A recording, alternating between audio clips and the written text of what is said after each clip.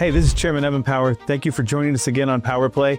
Today we have a very special guest in Congresswoman Laurel Lee. She was a judge, a prosecutor, was the Secretary of State in charge of Florida's elections, and now she's a member of Congress for the state of Florida. We're going to have a great conversation about the government shutdown, her priorities in legislation in Congress, and where Florida is going in the future. I hope you enjoy it. Congresswoman, thank you for joining us here on Power Play. Thank you for having me. So let's start off with, you were selected by Ron DeSantis to be Secretary of State, which here in Florida runs elections. What was that experience like? It was really an extraordinary experience to get to be Florida's Secretary of State. So the thing that people associate the most with that office is elections. But there are a number of other really incredible responsibilities over at the Department of State, including the Division of Historical Resources, serving as the state's chief cultural officer, and some really interesting things that all relate to just improving the quality of life for Floridians. So it was a wonderful experience to get to work with the talented staff at the department and to really be a part of Governor DeSantis's administration. But of course, the thing that we're the most known for and that I'm the most proud of was our work on elections and election security and integrity. And we really got to see the effort that we put in to preparedness play out in the 2020 presidential election. And Florida is an extraordinary state because we are such a large state. So we have millions upon millions of registered voters, over 6,000 individual precincts around the state. And so ensuring that each of those precincts has the supplies that they need, the security that they need, that the voter experience is going to be efficient, secure, is a very big job. And so we worked hand in hand with local supervisors of election all around the state to ensure that that would happen. One of the things that I now try to take to Congress is some of the lessons about how we do elections in Florida. We're actually proof positive that you can have 11 million votes cast and still have election results by 9 o'clock on election night. So I chair the elections subcommittee in the House of Representatives and really try to share some of those best practices about our election law, policy, and administration with the rest of the country in hopes that more states can end up running elections the way we do. Yeah, and I always refer to elections here in Florida as the gold standard because we're better than every other state. Because I think in like California, when they count for weeks on end, even if nothing is going incorrect, people get the perception that if you're counting for weeks, that it leaves it open. But here in Florida, we do it by 9 o'clock. So I think that sets us up for feeling confident in those results. So hopefully we can get that done in some other states. You're absolutely right. So even in states where their law allows them to continue counting ballots that are, say, postmarked by Election Day, the more time that passes, the more that voter confidence is affected.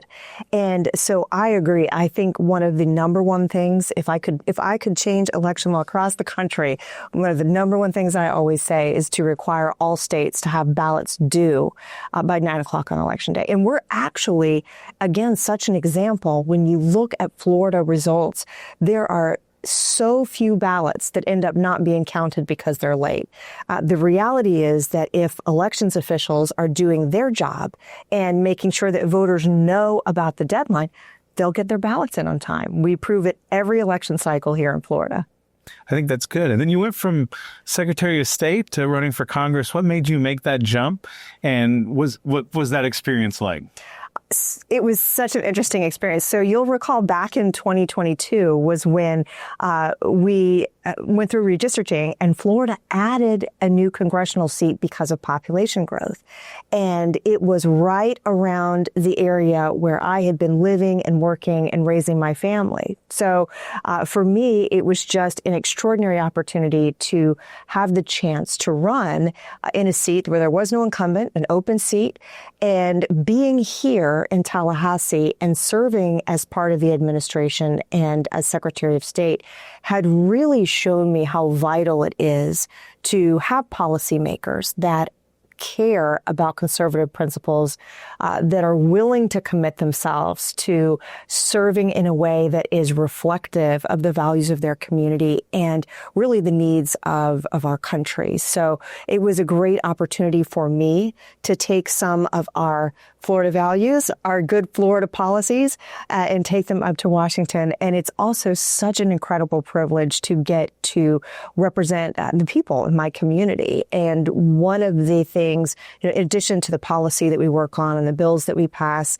one of the really wonderful things about being in Congress is the chance to do constituent casework and help the people back home as they interact with federal agencies or as they need help and need that voice in Washington. I'm Congresswoman Laurel Lee, and if you like what you've heard today, be sure to click the like button and subscribe to the show so you get future episodes. People don't understand. You not only do policy, but you're doing the constituent work that people really need. Because if they can't get a passport, they can't get an agency to fund, get the benefits that they've earned from a veterans group, that it's important to be able to be there and work for those constituents. Precisely. So often it is a constituent who has earned that benefit, whether it's something with the VA or Social Security, but they may be struggling with the bureaucracy. And sometimes it helps just having a place, a resource where they can get answers. So we welcome those calls and really enjoy doing that constituent casework. Well, excellent. And in D.C., like all of our Florida leaders, you've hit the ground running and do a lot of great things. Let's talk about the REPORT Act that you were a big part of in D.C. Sure. So going back a couple of stops in my career, I spent some time as a federal prosecutor, and in that role had a special emphasis on cases that involved the sexual exploitation of children. So I came to Congress with a lot of familiarity about the way those cases are built, the types of evidence that's required to make those kinds of cases, and also sadly, what a growing and serious problem that is, not just in Florida, but around our country. And so I knew that some of our laws that the men and women of law enforcement and prosecutors use to try to make these cases really needed a bit of modernizing. And in particular, we had laws that required big tech companies to share with law enforcement when they came across child sex abuse materials. But the laws did not also include evidence and information about solicitation and trafficking. So the REPORT Act did a couple of important things. First, it clarifies that information about trafficking and exploitation also must be reported to law enforcement. And the second thing that it does is require tech companies to maintain and preserve that evidence for longer, so that if law enforcement is working on a case and building a case, that information will be secure longer for them to be able to get to it and use it to stop some of these predators. So that's something that was in the 118th Congress, this last Congress, that we were very proud of in my office. At that time, of course, Republicans controlled the House, but not the Senate or the White House. So getting a bill actually passed and signed into law was not an easy thing for Republicans to do in the 118th. And we were so proud and so happy for what it means for community safety all across America to be able to get the REPORT Act signed into law. Yeah, I can only imagine how hard that period of time was for a Republican to do anything. And then also, you're a big factor in the REINS Act. Do you want to explain to our listeners what the REINS Act does and how it will help protect them from some of the things that stock trades? Absolutely. And I think this is a subject that will resonate with a lot of Americans. So, one of the things that I care about with a background in law, after I was a prosecutor, I served as a judge in Florida for about 6 years. And so one of the things that is really important to me foundationally is the separation of powers in each branch of government observing and staying within its proper role. And that by each branch doing that, that's how we really preserve what our founding fathers intended for our country. And one thing we see in Washington is that over the years, Congress has abdicated too much of its responsibility to executive branch agencies. who then engage in rulemaking, who then engage in interpretation of laws. And that's where many times Americans will see and get frustrated, or businesses that are trying to comply with ever-shifting regulatory burdens. And so one thing the REINS Act is really focused on is really taking a stop, looking at that, and making sure that if an administrative agency wants to do something that is going to have a significant fiscal impact or a significant effect on the American people, that's got to come back to Congress. That can't just be done by a set of bureaucrats who have their own vision of what the law meant or what it said.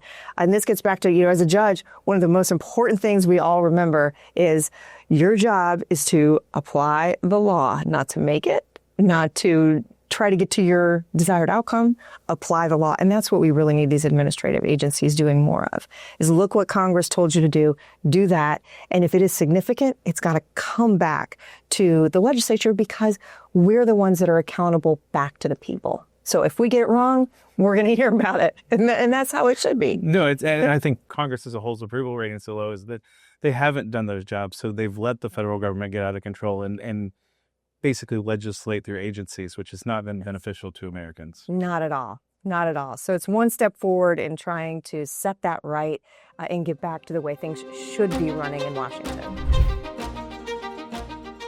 Hey, it's Chairman Evan Power. My team is working really hard to get these videos out to you. Please like and subscribe so you can continue to get the great content that we're putting together and putting out for you. So let's also talk about the shutdown. That's the longest shutdown in U.S. history, and it cost Floridians $911 million a week. What is happening in D.C.? Give us some insight into what is or is not happening in D.C. with that. So this is a very timely subject indeed.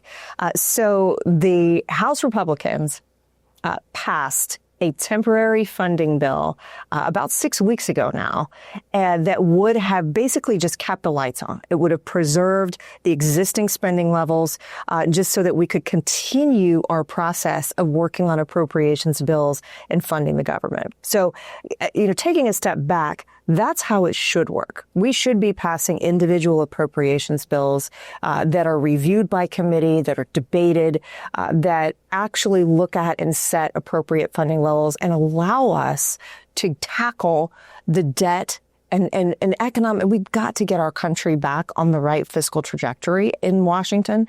And so that's what we should be doing. That being said, that process, that work was not complete.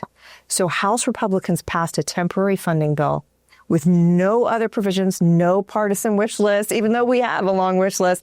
We didn't put any of that. It was just plainly to keep spending levels where they were so the government wouldn't shut down. Almost all House Democrats voted against it. And then we sent it to the Senate, and Senate Democrats have voted it down. I believe we're at 13 times now. So they are absolutely refusing to pass this temporary funding measure. Again, despite the fact that it has no Republican policy priorities in it, it's just to keep the lights on. Democrats are making an effort to frame this as a debate about healthcare policy. And really, with their counter proposal included going back to things that we just tried to fix in the One Big Beautiful Bill, like making sure that healthcare benefits are only going to American citizens, making sure that we're reining back the spending in Washington. Really important things, cutting down on fraud in government programs that are going out to states. We worked really hard to try to make sure that essential benefits were going to the people who need it the most and were going to Americans, and that we were trying to cut spending. And so the Democrats have made a series of policy demands that really are just bad for America. But more important even than that is that they're holding the government hostage to try to do it. Where we could have that debate, we can have and will have policy discussions about all of these topics in the normal, ordinary course. That's what we do in Congress. To shut the government down while insisting on massive policy changes is just something that's incredibly wrong. And this came up back in the last Congress when we had a Democrat in the White House. This came up repeatedly, and several times I voted for temporary funding bills, even though I didn't want to, because I knew the pain it would cause to American families to do exactly what the Democrats have chosen to do. So where are we? It's a good question. We really don't have a clear insight about what they're holding out for or what their pathway to reopening is. I do know this, Republicans are not going to give in to this set of demands, which are wholly unreasonable and bad for our country. Yeah, I think Speaker Johnson said it pretty well, that he said we are not going to negotiate with gun held to our head because you can't govern that way. And I think that's good. And I'm glad that we're digging in and fighting to prevent that. Absolutely. And if we did it this time, every time there was a must-pass bill, we would get back in the same situation with a new set of demands. So I think it's very important that we demand that, no, we're not going to do this to the American people. We are not going to let the American people be leverage for a policy agenda that they're trying to get to because they can't get the votes to get there in the ordinary course. Mm-hmm. So one of the conversations that we've had on the show recently with several people is Florida has kind of led the way. You see all the talent that's come from Florida to go to D.C. Secretary Rubio is doing a great job at the top. Where does Florida go here? We're going to have new elections for governor and that. What is the future of Florida? And is it going to continue to play a big role on the national level moving forward? Oh, it absolutely will. As you just described it so well, we have such an incredible talent pool of people in Florida, in our state legislature, in local government. We have so many people here that are really committed to serving their communities.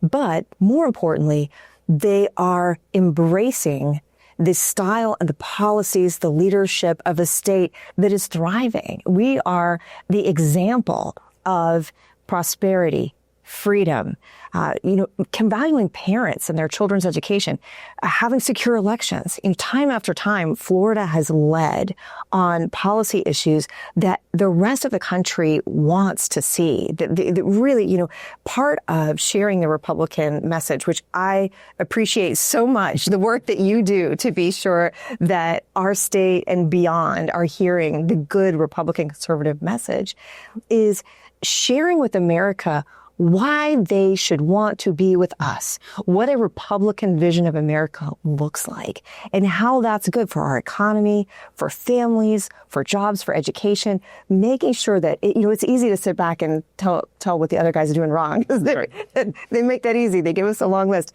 But to really share that vision of, no, this is what it can look like for you, for your family, for your business. This is how we can thrive and really all of us together have a better quality of life. And I think that's why. We see so many Floridians continuing to get elected, continuing to succeed and really kind of rise to the top in Washington and beyond, is because we understand the value of good policy, how to make it happen.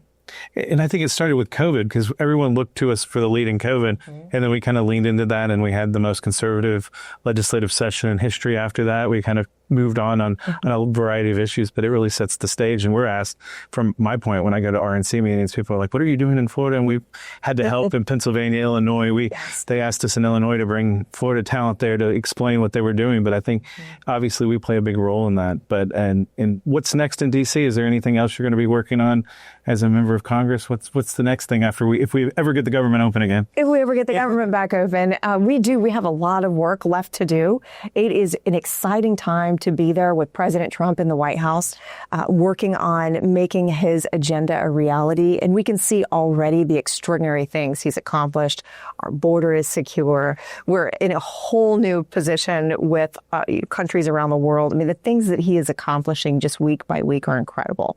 So it's a very exciting time to be in Washington. My office particularly, we continue to do a lot of work on good, solid criminal justice policy. So we have some priorities related to correctional facilities, to federal law enforcement and sentencing, but also tech policy. We've spent a lot of time working on tech policy, specifically as it relates to critical infrastructure, national security.